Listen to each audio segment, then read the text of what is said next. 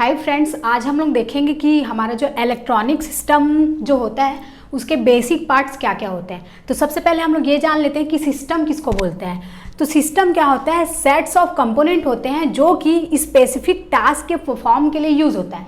जैसे कि हमारा कोई रिमोट वाला कार है तो उसमें मैं रिमोट जो है उसके थ्रू कार को हैंडल कर रही हूँ, मतलब मेरे को लेफ्ट जाना है राइट जाना है, तो वो क्या है, हमारा सेट ऑफ कंपोनेंट्स है। उसके थ्रू हम लोग क्या कर रहे हैं, स्पेसिफिक टास्क को परफॉर्म कर रहे हैं, मतलब कार को लेफ्ट लेके जाना है या राइट लेके जाना है, ये सारा चीज़।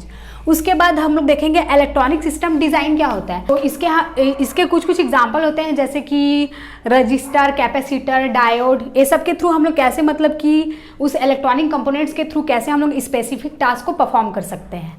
तो यही हमारा इलेक्ट्रॉनिक सिस्टम डिज़ाइन में वो कंपोनेंट्स का यूज़ होता है। फिर हम लोग देखते हैं इलेक्ट्रॉनिक सिस्टम में हम लोग क्या क्या पढ़ेंगे। तो हम लोग एम्पलीफायर पढ़ेंगे, फंक्शन जनरेटर पढ़ेंगे, ऑक्सीलेटर पढ़ेंगे, पावर सप्लाई सिस्टम पढ़ेंगे, पावर एम्पलीफायर पढ़ेंगे और ट्यून रेडियो फ्रीक्वेंसी एम्पलीफायर पढ़ेंगे। तो सबसे पहले हम लोग इन लोगों का एक स्पेसिफिक थ्योरी है वो देख लेते हैं। तो एम्पलीफायर क्या होता है, एम्पलीफायर क्या करेगा, कोई भी हमारा जो सिग्नल रहेगा, कोई भी वीक सिग्नल रहेगा उसको क्या करेगा, एम्पलीफाई करेगा।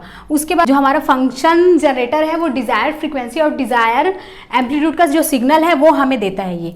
उसके बाद ऑक्सीलेटर क्या करेगा, कोई भी सिग्नल है हम लोगों का तो उसमें हम लोग को डिजायर्ड रूप में फ्रीक्वेंसी चाहिए तो वो हमें ऑक्सीलेटर के थ्रू मिलेगा।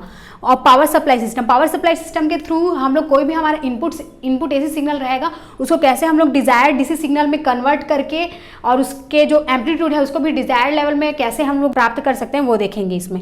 और पावर एम्पलीफायर के थ्रू हम लोग मल्टी स्टेज एम्पलीफायर के बारे में पढ़ेंगे और कैसे ये, मतलब कि बार बार वोल्टेज को एम्पलीफाई करके वोल्टेज एम्पलीफायर फिर से एक सिस्टम लगाएं, फिर से हम लोग अगेन वोल्टेज एम्पलीफायर सिग्नल लगाए, उसमें कैसे वोल्टेज को इंक्रीज करते हुए बाद में लाउड स्पीकर के थ्रू आउटपुट लेंगे, उसको हम लोग वोल्टेज पावर एम्पलीफायर में पढ़ेंगे।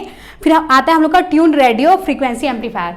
तो इसमें हम लोग क्या करेंगे, जो हमारा रेडियो सिग्नल होता है उसको लेके उस रेडियो सिग्नल की फ्रीक्वेंसी को कैसे हम लोग उसमें इंक्रीज करेंगे और डिजायर लेवल का हम लोग आउटपुट प्राप्त करेंगे वो देखेंगे। तो ये हमारा बेसिक इलेक्ट्रॉनिक सिस्टम्स थे जिसे हम लोगों ने आज पढ़ा। Thank you.